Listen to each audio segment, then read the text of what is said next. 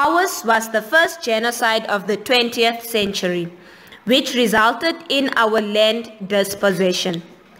It took place in present-day Namibia from 1904 to 1908.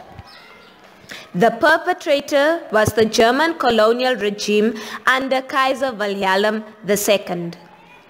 The Hereros and Namas fiercely resisted the German colonialism and the confiscation of our ancestral lands by the invading Germans, and this led to the German government issuing the extermination orders against the two indigenous groups. The Herero and Nama men, women and children were herded into many concentration camps where they were subjected to cruel medical experiments, including forced sterilization, injections of smallpox, typhoid tuberculosis, as well as sexually transmitted pathogens by the likes of Drs. Eugene Fischer, his student Dr. Joseph Mengele, also known as Angel of Death, during the Nazi era. In these camps, the inmates' death certificates were pre-printed as they were deliberately put on starvation diet and worked themselves to death. Hangings, floggings, and decapitations were the order of the day.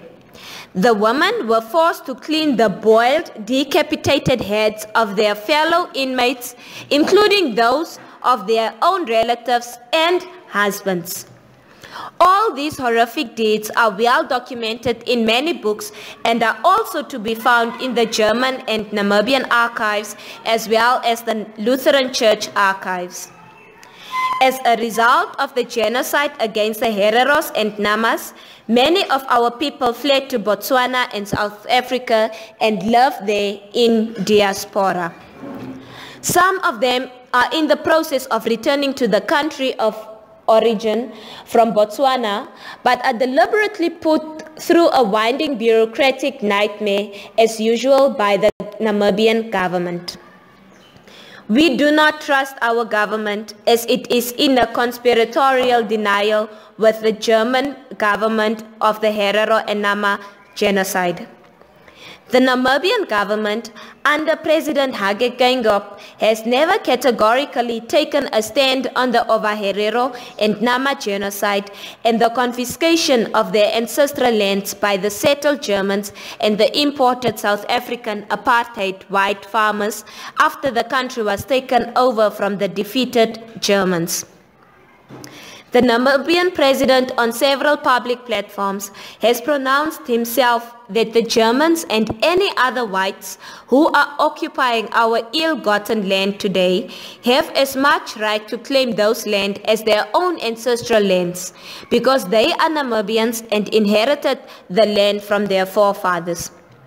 When President Geingob addressed the 27th independence celebrations on the 21st of March 2017 in Rundu, he said that the sons of colonialists who forced Namibians off their land before independence should not be brought upon their children.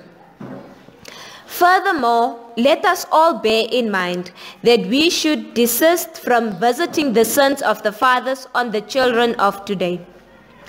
It is for those reasons and more why we have taken the German government to the USA court to sue for reparations. Germany must appear on the 13th of October 2017 at 11 o'clock in a New York court. Please, brothers and sisters, be there for us in big numbers. We need your support and solidarity because our cause is your cause and vice versa. Today, our people in Namibia are standing up in solidarity with you in demanding reparatory justice from former colonizers and enslavers of people of African descent, oppressive corrupt African governments, global corporation and military-industrial complexes which cheat our countries of trillions of dollars and destroying our plants. Brothers and sisters in our common humanity, we plead to all of you to support the legitimate demand of the Herero and Nama people for their restorative justice from Germany. We pledge to do likewise to those with a cause like ours anywhere in the world.